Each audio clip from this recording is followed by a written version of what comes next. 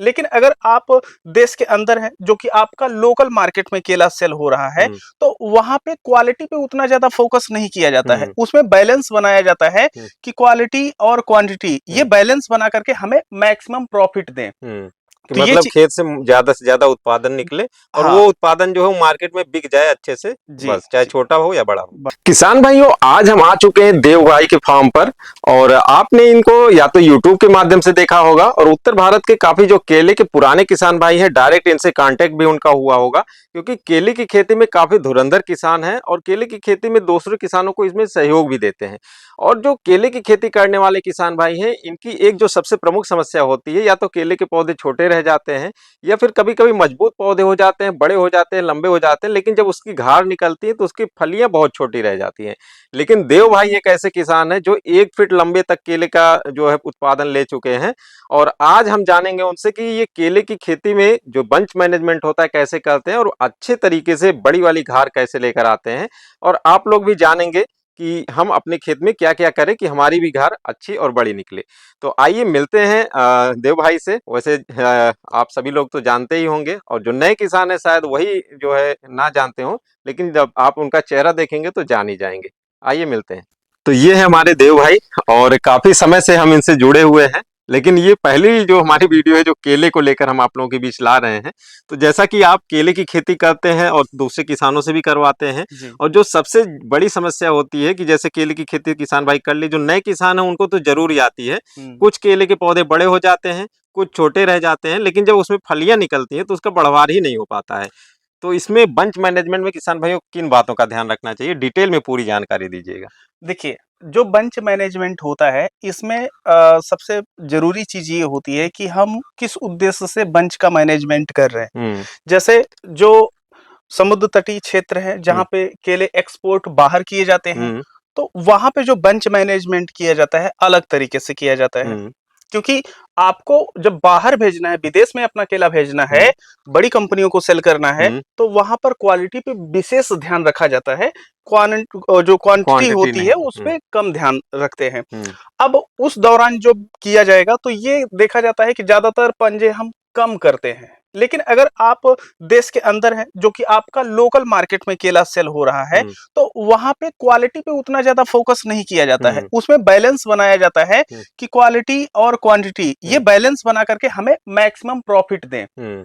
कि तो ये मतलब ची खेत से ज्यादा उत्पादन निकले और हाँ, वो उत्पादन जो है वो मार्केट में बिक जाए अच्छे से, जी, बस चाहे जी, छोटा हो या बड़ा हो। बड़ा हो। हुँ, देखिए, जैसे कुछ लोग जो एक्सपोर्ट करते हैं, हुँ, अलग-अलग कैटेगरियों में निर्भर करता है, हुँ, तो ₹25 से लेकर के बाहर एक्सपोर्ट ₹40 केले तक होते हैं। हुँ, और जब हम भारत के अंदर बिकने वाले केले की बात करते हैं, हुँ, तो वहाँ पर लगभग इस समय जो रेट चल रहे हैं, हुँ, पिछले 3 सालों में काफ़ी उछाल आया हुआ है। हुँ।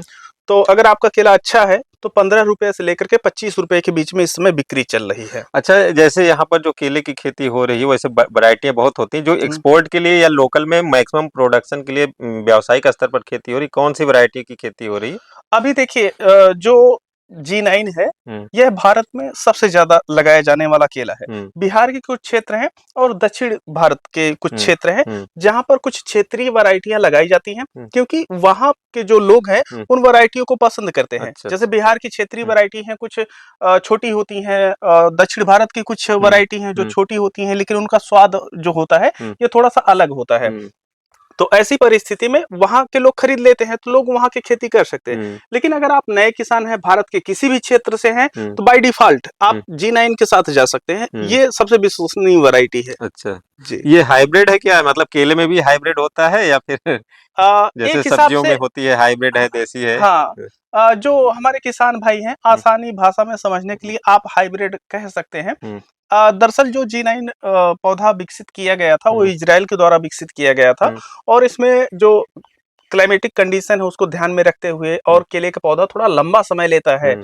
तो उन सबको देखते हुए टिश्यू कल्चर मेथड से हुँ, इसको जो है बढ़ाया गया हुँ। और अभी सभी किसानों तक वो पहुँच रहा है। जैसे कि 2016-15 में हमने भी खेती शुरू की थी, उस हुँ, टाइम एक मिथक ऐसा था हुँ, कि एक जिनाइन होता है, एक जैन होता है। काफ़ी मतलब 2-3 साल तक हम खुद ही भ्रमित रहे। हुँ। तो नए किसान काफ़ी भ्रमित रहते हैं कि ये जिनाइन है, जैन है, इसमें थोड़ा-सा नहीं, देखिए, जो जैन है, यह एक कंपनी है जो कि केले के पौधे उपलब्ध करवाती है। वो भी G9 वैरायटी ही उपलब्ध हाँ, कराती वैरायटी। है। तो कई किसान होते हैं, उनको चीजें नहीं पता होती हैं, तो वो लोग कंपनी के नाम से या प्रोडक्ट के नाम से खरीदते हैं।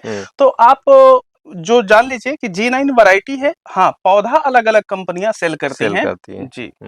तो अब बात करते हैं कि अच्छा उत्पादन कैसा है, क्योंकि मेन यही चीज, अगर उत्पादन नहीं आया तो पूरे साल की मेहनत। देखिए, इस वीडियो में हम बेंच मैनेजमेंट को लेकर के बात करने वाले हैं। तो अभी हम जिस उद्देश्य से आपको बता रहे हैं, हम ये मान के चल रहे हैं कि आप केले जो है बाहर एक्सपोर्ट नहीं कर रहे हैं और अपने देश में ही सेल कर रहे हैं, जहां पर कि औसत रेट जो आपको है वह 12 रुपए से लेकर के 25 रुपए के बीच में मिलने वाला है।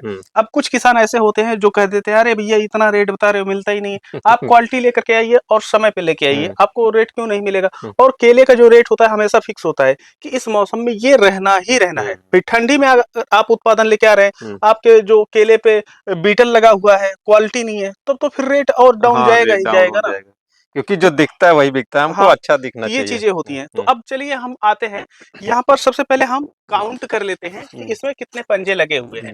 1 2 3 4 5 6 7 8 9 और ये 10वां पंजा है। ठीक है। अच्छा, जो केले के फूल लगते हैं यह निर्भर करता है कि किस मौसम में लग रहे हैं। अच्छा, ठीक है। जैसे जब ठंडी का समय होता है तो और भी कम बंच लगता है। जब गर्मी का समय होता है तो खूब लंबे लंबे बंच इसके लगते हैं। तो कई किसानों को लगता है कि अच्छा ये कंपनी का पौधा अच्छा है। नहीं, दरअसल वो मौसम पे निर्भर होता है कि वो फूल कब आ रहे हैं। अब जुलाई का मौसम आ गया, आपका पौधा कितनों भी मजबूत रहेगा, लेकिन उसमें 9 से लेकर के लगभग 10-11 के बीच में यही देखने को मिलता है। तो मौसम भी काफी ज्यादा डिपेंड करता है। अच्छा, वहीं पर गर्मी का मौसम है, जब गेहूं वगैरह की कटाई चल रही होती है, खासतौर पे उत्तर भारत में, कितनों पौधा कमजोर है, 12 से 15 तो लगना तो ये डिपेंड करता है। तो अब जैसे अगर जुलाई में आ गया आपका घार, ठीक है, तो जुलाई में कुछ भी नहीं करना है। जस्ट जहां से फूल झड़ना शुरू हो जाए, यहाँ से आपको तोड़ देना है। क्योंकि इसकी जो केले की पौधे की कैपेसिटी है ये इतनी है। हाँ, अगर आप इसमें थोड़ा बहुत इंप्रूवमेंट लेकर के आना चाहते हैं, तो अगर यहाँ टोटल 10 लगे हैं तो इनको आप 9 कर सकते हैं या 8 कर सकते हैं। तो थोड़ा सा आपका इंप्रूवमेंट देखने को मिल जाएगा। अगर शहरों के आसपास रह रहे हैं तो ये काम कर सकते हैं, और अगर ग्रामीण क्षेत्रों में रहते हैं तो करने की आवश्यकता नहीं होती। जैसे मतलब अगर कंपटीशन में है, हाँ, कि आपकी बिक्री में कंपटीशन लाना है कि व्यापारी आपका जल्दी ले ले, तो इस तरीके से कर लेंगे तो थोड़ा सा प्लस पॉइंट हो जाता है। हो जाएगी। अब जब आप यहाँ पर फूल तोड़े तो फूल तोड़ते समय कई होता ये है कि ये सूखना शुरू कर देता है। ठीक है। तो जब ये सूखना शुरू कर देता है तो एक चीज का ध्यान रखा जाता है कि जो लास्ट वाला पंजा है उसमें एक आध फली छोड़ देना चाहिए। एक आध फली अगर आप छोड़ देंगे तो ऐसी परिस्थिति में ऊपर सूखना कम कर देता है, क्योंकि यहाँ तक एनर्जी आती रहेगी, एनर्जी यहाँ तक आती रहती है। अब ये आपका हो गया, इसमें कोई पंजे तोड़ने नहीं है। अब इसमें जो होता है, जब फूल निकल रहा होता है तभी बनाना बीटल लगता है। बाद में बनाना बीटल नहीं लगेगा। तो जैसे अभी ये फूल खुल रहा है तो यहाँ बनाना बीटल लगने की संभावना है, यहाँ पर लगने की संभावना नहीं है। तो जब आपका फूल निकल रहा है उसी समय चेक कर लीजिए, उस पे दाग धब्बे आ जाते हैं काले काले, जो कि स्पष्ट रूप से दिखाई देते हैं। तो अगर आया, पहली घार में आया, तो पूरे खेत में एक बार स्प्रे कर दीजिए। अब जो आपको स्प्रे करना है वो आपका क्लोरोफाइरिफास आता है और इसके साथ साथ साइपरमेथ्रिन मिक्स करके आप स्प्रे कर दीजिए। तो अगर आपकी फसल पहली वाली है, पेड़ी नहीं है, तो हल्की दवा से कंट्रोल हो जाएगा। भारी दवा के साथ जाने की आवश्यकता नहीं है। तो अगर आप पेड़ी ले रहे हैं तो वैसे तो हमारा तो वैसे भी कंट्रोल हो जाता है, क्योंकि हम एक बार लगाते हैं, ज्यादा से ज्यादा 2 बार काटेंगे। मतलब एक बार पहली फसल, एक पेड़ी की फसल, बस। तो रोग कम लगते हैं। तो अब क्या हुआ कि जो है बनाना बीटल से आप निपट लिए, आपके फल साफ हैं। उसके बाद आप देखेंगे कि इस फली में आप देखिए छोटे छोटे दाने निकल रहे हैं। तो ये जो दाने होते हैं, आप ऐसे समझ लीजिए कि एक प्रकार के मच्छर होते हैं जो छेद करते हैं। ठीक है।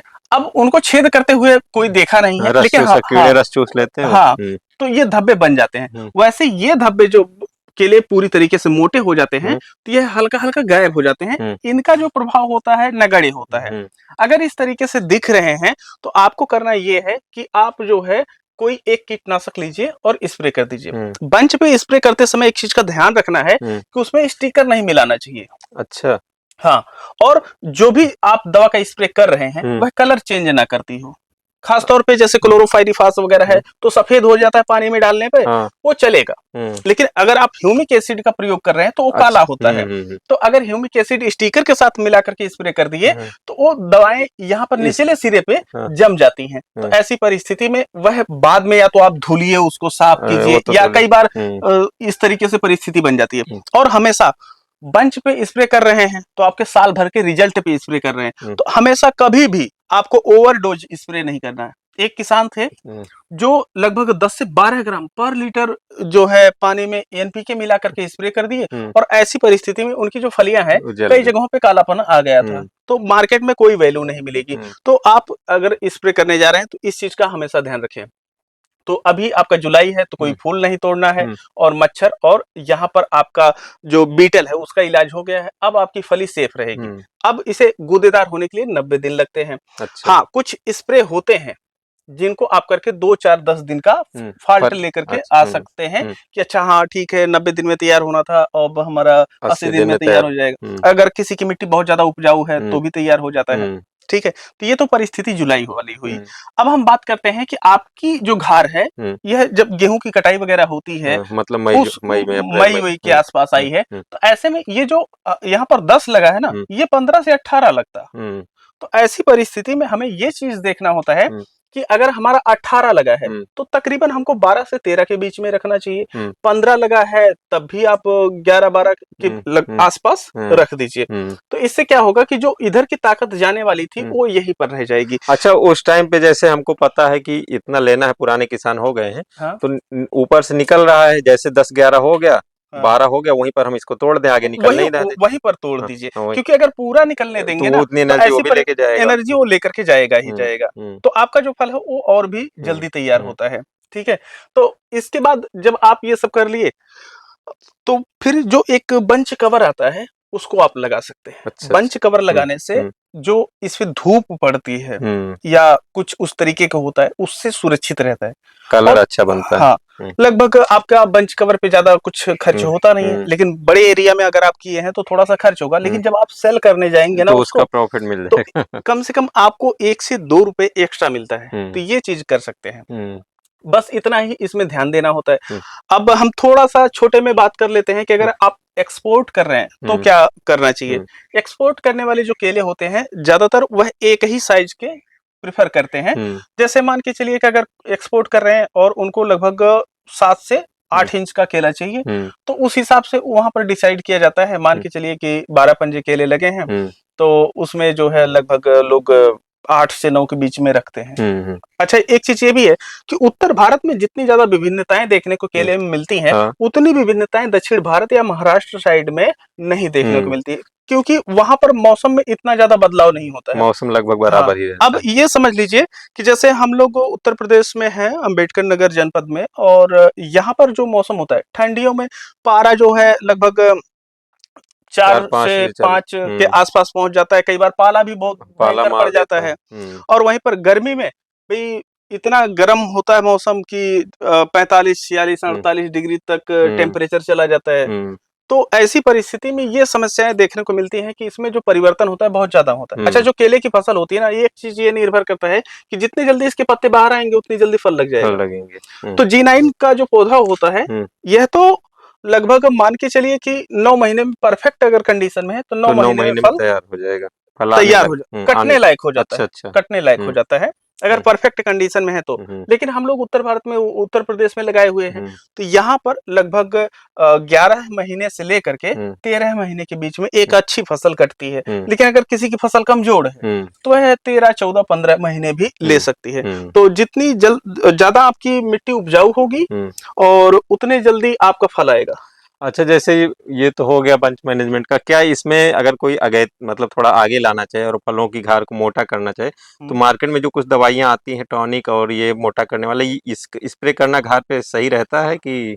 देखिए, अगर आपकी फसल पहले से ही अच्छी है तो कोई दिक्कत नहीं है, मध्यम में है तो आपको ये प्रयोग करना चाहिए। और मैं एक चीज कहूंगा कि जैसे किसी किसान की फसल बहुत ज्यादा कमजोर है तो वह लोग इस चीज का प्रयोग कर सकते हैं। लेकिन हमेशा ध्यान रखें कि जो आप मिट्टी में खाद देते हैं, चाहे वह ऑर्गेनिक दे रहे हैं और रासायनिक दे रहे हो, आपके ऊपर निर्भर करता है, तो वो ज्यादा रिजल्ट दिखाती है स्प्रे की अपेक्षा। तो आप पहले से ही जब आप पौधे तैयार कर रहे हैं, छोटे हैं और उनको बड़ा करना है और आपके पास 7-8 महीने 10 महीने का टाइम होता है, उसी दौरान देखभाल कर लीजिए, तब स्प्रे की आवश्यकता ज्यादा नहीं पड़ती है। हमें हमारा जहाँ तक अनुभव है मतलब इस टाइप से, जैसे हमारी शरीर होती है, शुरुआत में हम जितना पोषक तत्व मतलब अपना सब्जी ये सब हरी सब्जियां खा के अपनी बॉडी बनाते हैं, और एक जो बाहर से प्रोटीन आता है वो वाली बॉडी का जो इफेक्ट होता है बाद में अगर स्प्रे करेंगे तो वही जाके बाद में इसमें सड़न और ये सब की दिक्कत आएगी। हाँ, अच्छा, जैसे इसी समय पे घार निकलना शुरू हो गया, उस समय पर और जब तक घार है खेत में तब तक नीचे इसमें खाद में क्या कुछ अगर किसान ऐड करना चाहे? देखिए डिपेंड करता है, कई मिट्टी बहुत ज्यादा उपजाऊ होती है और इसके पहले बहुत खाद पड़ चुकी होती है, तो आवश्यकता नहीं होती है। अच्छा अच्छा। अब हम मान के चलते हैं कि आपकी कैटेगरी सामान्य है, ना बहुत ज्यादा उपजाऊ है ना बहुत ज्यादा कम है, तो ऐसी परिस्थिति में जब घार निकल रही है और उसके पंजे यहाँ तक लग चुके हैं, अब झड़ रहे हैं, तो ऐसी परिस्थिति में आप एक बार हल्का सा यूरिया दे दीजिए। हल्का से जब यूरिया दे देंगे तो यूरिया क्या करती है, बढ़ाने का काम करती है, तो ऐसे में आपकी जो फलियों की साइज है ये अच्छी आ जाएगी, ये भी आ जाएगी। हाँ। और इसके बीच का गैप भी बढ़ जाएगा। हाँ। अब जब दूसरी बार आप खाद डालने जा रहे हैं, बहुत ज्यादा नहीं डालना, यूरिया नियर अबाउट आपको मान के चलिए कि 50 ग्राम से लेकर के 80 ग्राम के बीच प्रति पौधे देने होते हैं। अब दूसरी बार जब आप डाल रहे हैं, अब ये हो गया, अब इसकी फलियां मुड़ करके ऊपर हो गई, सीधी हो गई, अब इन्हें मोटा होना है, ठीक है, तो ऐसी परिस्थिति में आपको जो फास्फोरस होता है और पोटास होता है ये दे देना चाहिए। तो पोटास जो है आपके फलों में सुंदरता लाएगा और उसमें जो गूदे हैं उनकी संख्या बढ़ाएगा, और जो भाई फास्फोरस है तो ये तो हर फसल के लिए जरूरी होता है, सपोर्ट, वजन, क्वालिटी, तो ये सब का असर पड़ता है।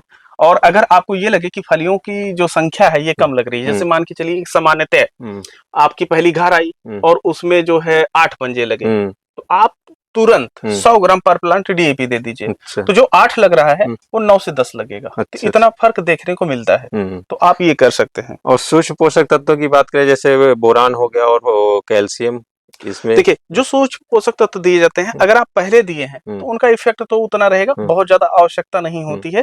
और वैसे अगर आप देना चाहते हैं तो जो आपका कैल्शियम होता है, बोरान, बोरान तो बहुत ज्यादा जरूरी होता है फल लगने के समय में, तो आप स्प्रे भी बोरान का कर सकते हैं और खेतों में डालने के लिए भी प्रयोग कर सकते हैं, दानेदार वाला। हाँ।